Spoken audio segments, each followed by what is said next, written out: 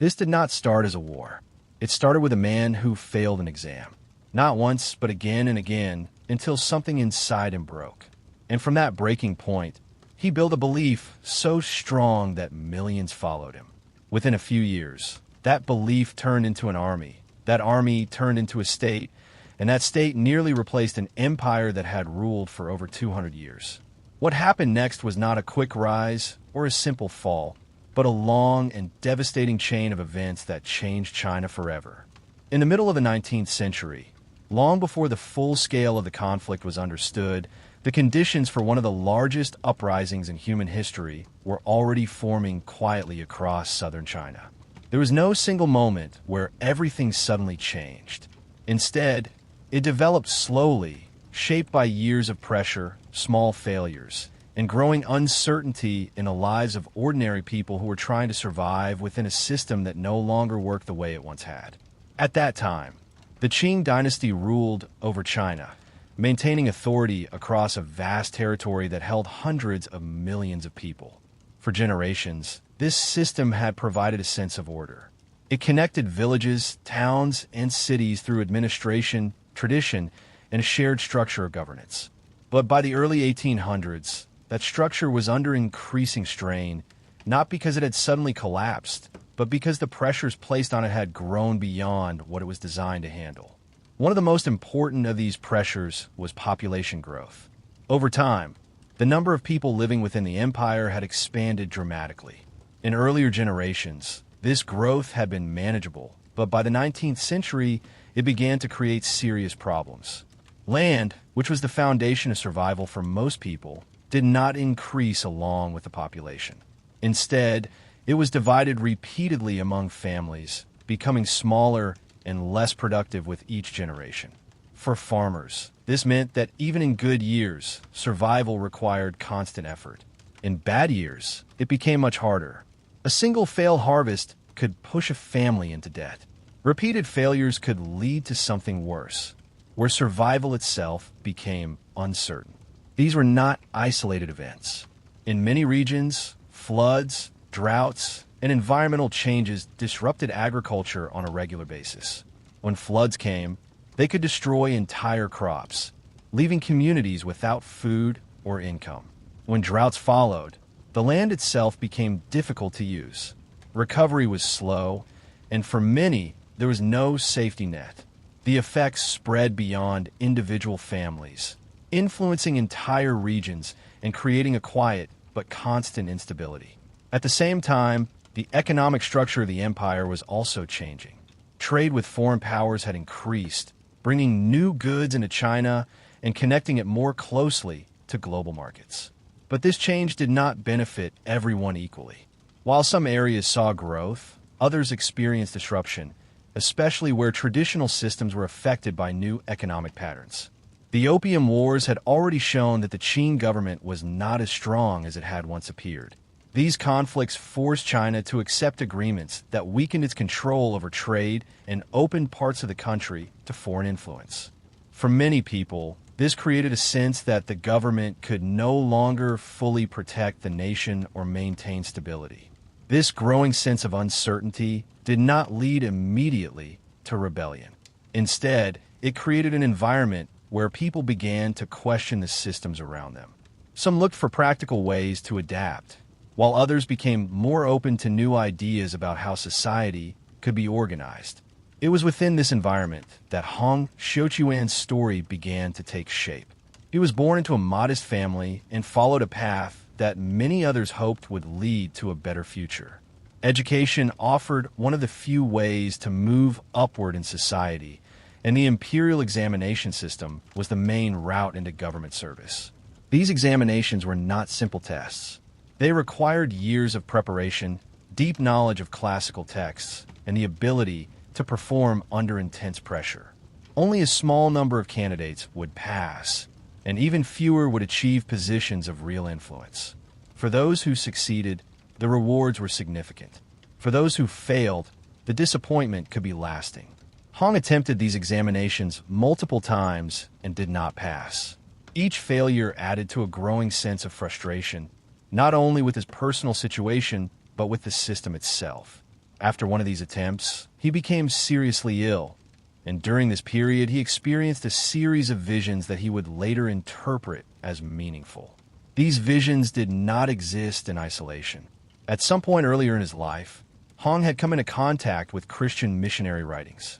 His understanding of these teachings was incomplete and developed in his own way, but they provided a framework through which he began to interpret his experiences. Over time, he formed a belief that he had been given a role to play in changing the world around him. This belief was not simply personal.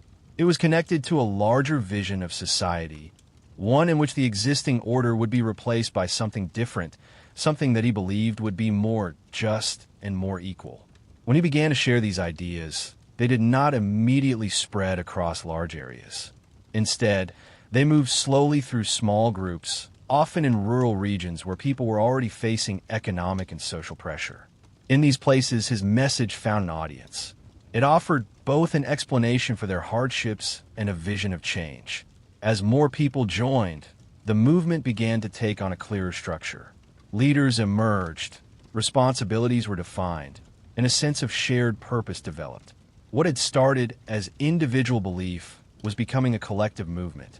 This growth did not go unnoticed. Local officials began to see the movement as something that could not be ignored. It was no longer just a group of people sharing ideas. It was becoming organized, and its influence was expanding. Attempts were made to limit its activities, but these actions often had the opposite effect, strengthening the commitment of those involved. By the late 1840s, the movement had grown significantly in parts of southern China. It had developed the ability to bring together large numbers of people and to coordinate actions across different areas. This marked a transition from a local movement to something much larger. In 1851, this transformation became clear when the movement declared the establishment of the heavenly kingdom. This was not just a symbolic act. It was a direct challenge to the authority of the Qing dynasty. It meant that the movement was no longer seeking change within the existing system. It was presenting itself as an alternative. With this declaration, the situation shifted rapidly. What had been tension and uncertainty now moved into open conflict. Taiping forces began to organize into military units and move through the countryside.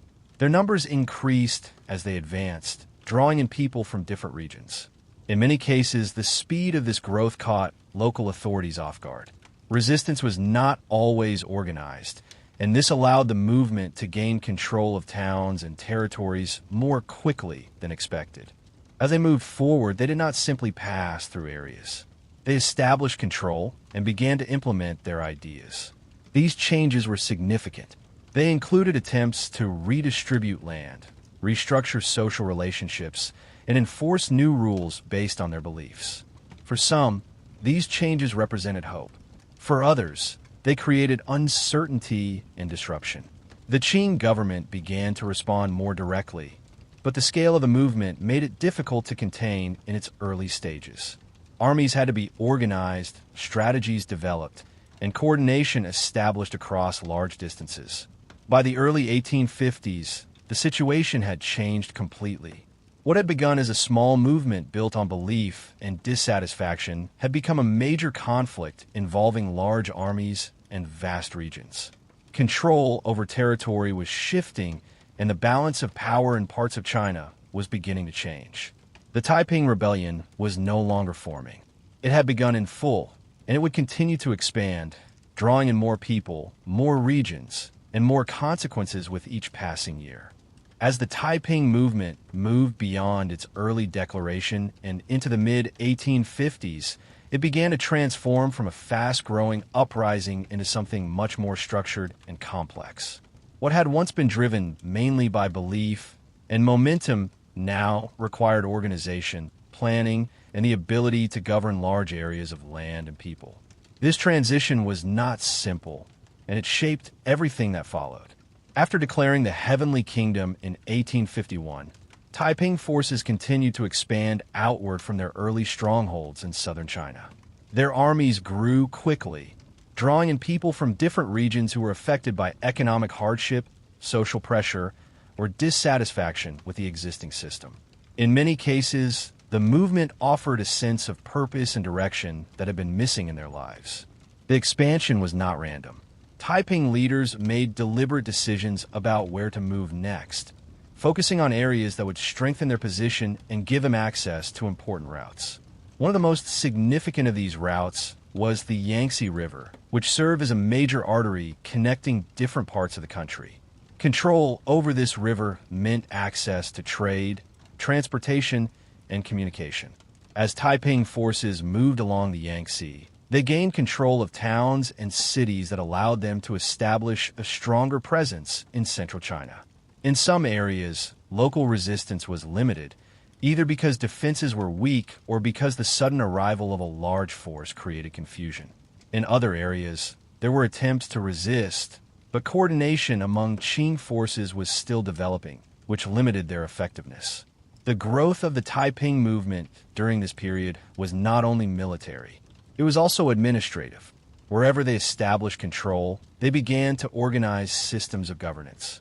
This included appointing officials, managing resources, and creating rules that reflected their beliefs. These systems were not always consistent, but they showed a clear effort to move beyond simple occupation and toward structured control. By 1853, one of the most important moments of the rebellion took place when Taiping forces reached the city of Nanjing. This was not just another city. It was one of the most important urban centers in China, with deep cultural and historical significance. Its location along the Yangtze made it a key strategic point, and its capture would have both practical and symbolic importance. The battle for Nanjing was intense, and when Taiping forces finally took control, it marked a major turning point. The city was renamed Tianjin, meaning heavenly capital, and it became the center of the Taiping state. This was no longer a movement that moved from place to place. It now had a fixed capital, a base of operations, and a clear identity as an alternative government. From Nanjing, the Taiping leadership began to develop a more detailed system for organizing society. Their ideas combined religious belief with social reform, and they attempted to apply these ideas in the areas they controlled. One of their central goals was to create a more equal distribution of resources, particularly land. In theory, land would be shared among families in a more balanced way, reducing inequality and providing stability. This idea appealed to many people, especially those who had struggled under the previous system. However, implementing such changes across a large and diverse population was difficult, and results varied from one region to another. The Taiping system also introduced strict rules governing daily life. These rules were based on their interpretation of moral and religious principles and were enforced through their administrative structure. While some people accepted these rules as part of the new system, others found them restrictive, especially as enforcement became more organized. Within the leadership, authority was structured around several key figures. Hong Xiuquan remained the central leader, but power was shared among others who were responsible for military operations, governance, and maintaining order. During the early period in Nanjing, this structure allowed the movement to function effectively. At the same time, the Taiping forces continued to launch military campaigns from their new capital. Their goal was to expand further and strengthen their position across China. Some of these campaigns moved toward the north, with the intention of challenging the Qing government more directly, while others focused on securing surrounding regions. However, not all of these efforts were successful. As the Taiping movement expanded further from its base, maintaining supply lines and coordination became more difficult.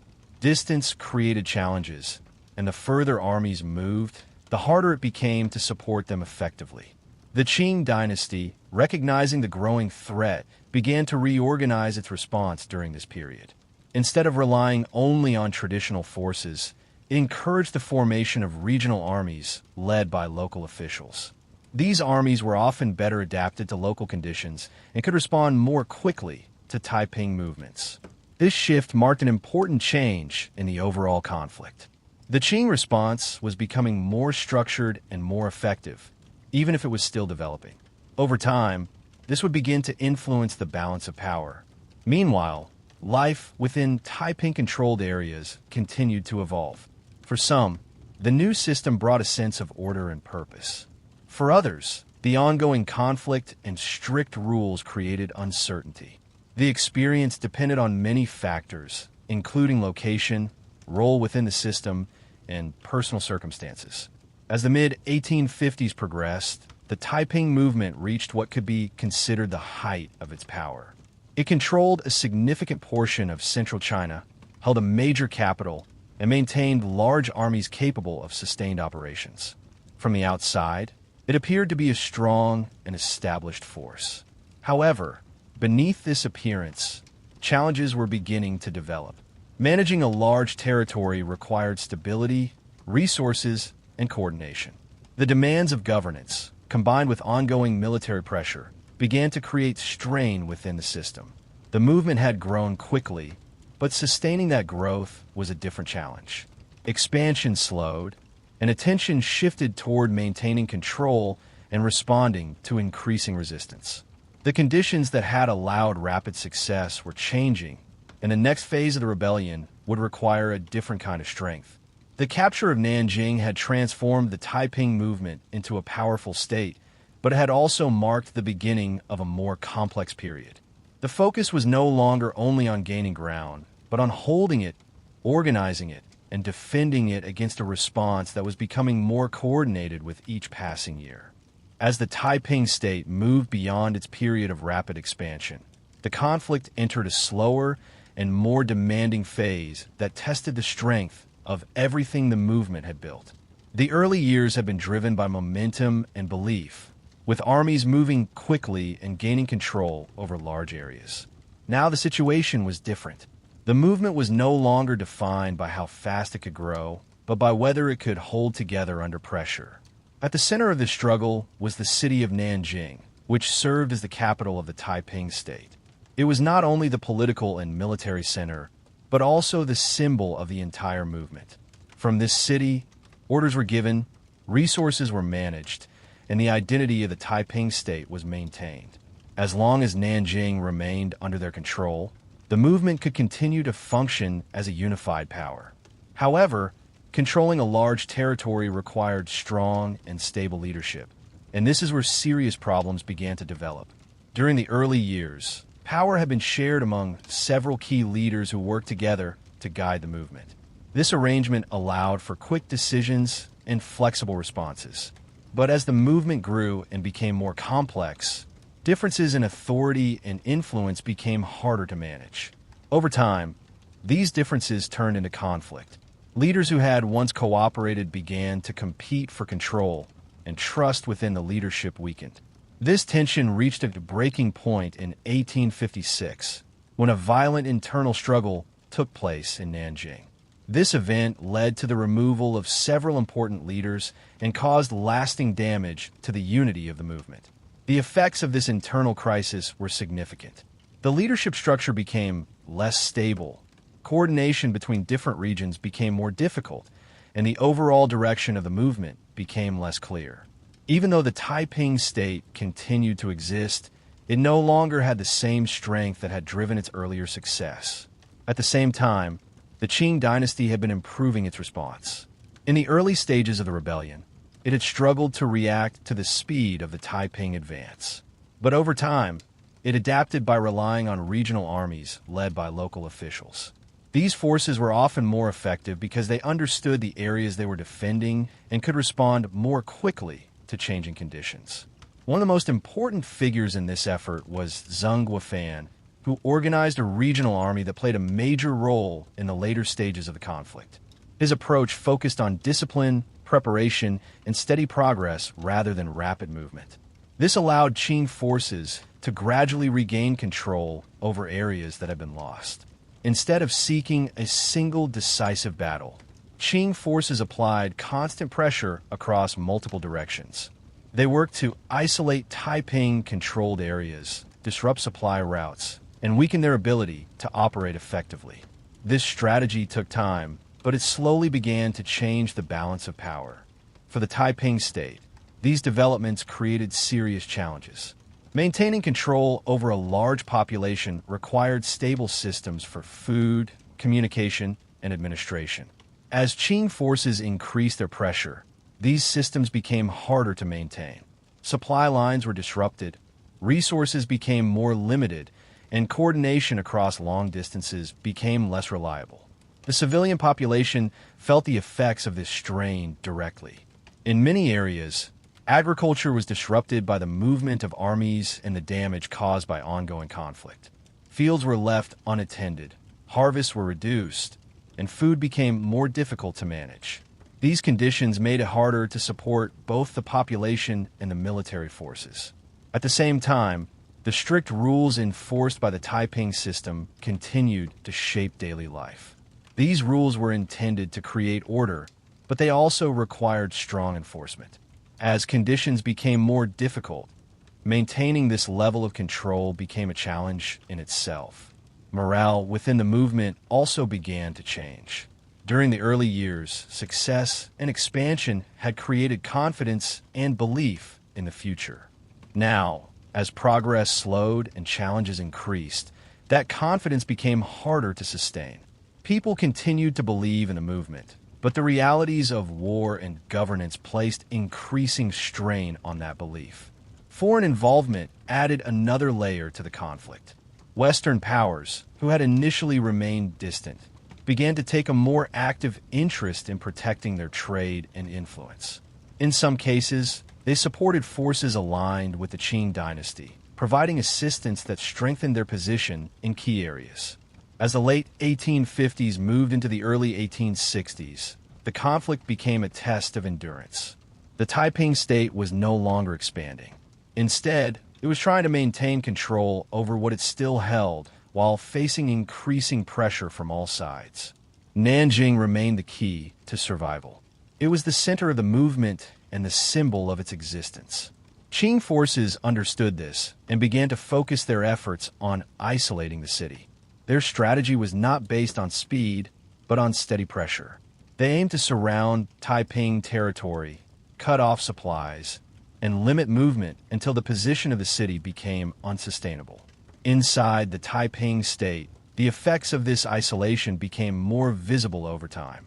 Supplies became harder to manage, communication between regions became less reliable, and the ability to coordinate large-scale operations weakened. Each of these factors contributed to a gradual decline in the strength of the movement. The Taiping Rebellion had once been driven by rapid change and strong belief. Now it had entered a phase where survival depended on maintaining a system under conditions that were becoming more difficult with each passing year. The outcome was no longer going to be decided by sudden victories, but by whether the movement could endure the steady pressure building against it.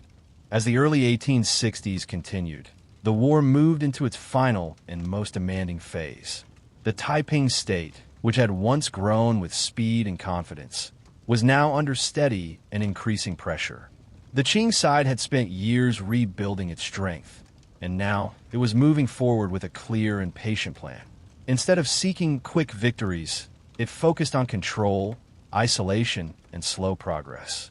At the center of this final stage stood Nanjing. For more than a decade, it had been the heart of the Taiping state.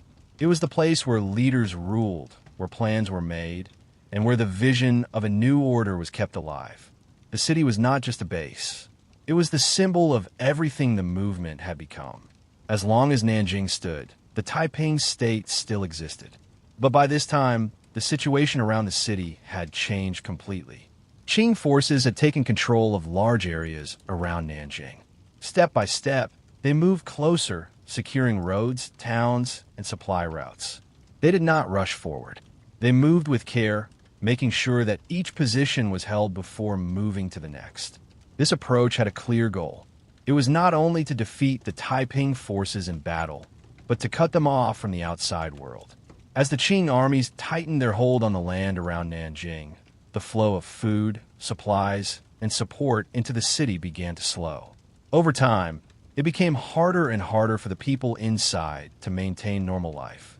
Inside Nanjing, the effects of this isolation were felt across the entire city. Food became scarce, and the supply that did arrive was not enough to meet the needs of the population. Prices rose sharply, and many people struggled to survive. What had once been a strong and active capital slowly turned into a place under strain. The systems that had supported the Taiping state began to weaken under this pressure. Administration became more difficult as resources ran low. Communication with other areas became less reliable. The ability to organize and respond to new challenges declined as the situation grew more serious. The leaders of the Taiping state faced a reality that was very different from the early years of the movement. In the past, they had relied on rapid movement and strong belief to drive their success. Now, they were in a position where movement was limited and belief alone could not solve the problems they faced. Attempts were made to break through the Qing lines. Taiping forces tried to push outward and reopen supply routes, but these efforts did not succeed in changing the overall situation. The Qing armies had prepared carefully, and their positions were strong. Each failed attempt made the situation inside the city more difficult. Outside Nanjing, Qing forces continued their steady advance. They built strong positions, protected their supply lines, and kept constant pressure on the city. Their strategy was not dramatic, but it was effective. Over time, it reduced the strength of the Taiping state without the need for a single large battle. As the months passed, the condition of the city continued to decline. Supplies grew more limited, and maintaining order became more difficult. The long years of war had already placed a heavy burden on both soldiers and civilians, and now that burden was reaching its limit. By 1864, it was clear that the end was near. Nanjing could no longer hold out under the conditions it faced. The long process of isolation had worked. The city was weakened, its defenses strained, and its ability to continue the fight greatly reduced. When a final attack came, it was not a sudden turning point, but the result of everything that had come before. Qing forces entered the city after years of steady pressure. The fall of Nanjing marked the end of the Taiping state as a major force.